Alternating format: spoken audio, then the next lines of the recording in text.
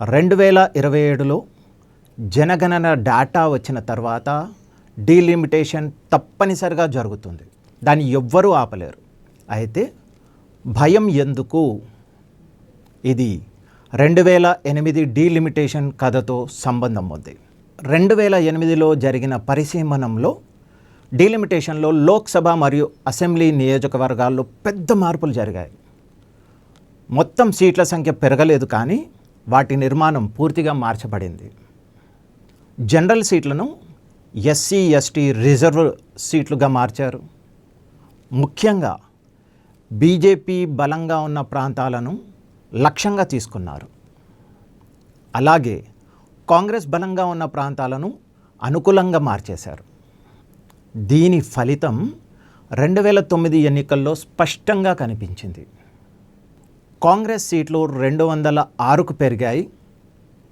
రాజస్థాన్లో 11 సీట్లు గెలిచింది. అలాగే ఉత్తరప్రదేశ్లో 21 సీట్లు గెలిచింది. 1984 తర్వాత మొదటిసారి ఇది 21 సీట్స్ గెలవడం.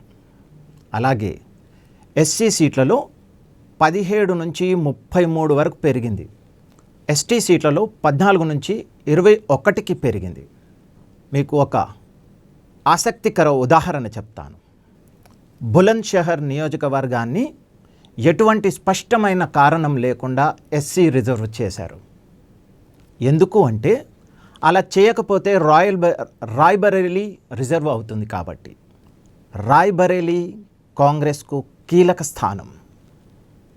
ఇలా డీలిమిటేషన్ ద్వారా కాంగ్రెస్ తనకు అనుకూలంగా రాజకీయ మ్యాప్ని మార్చుకుంది.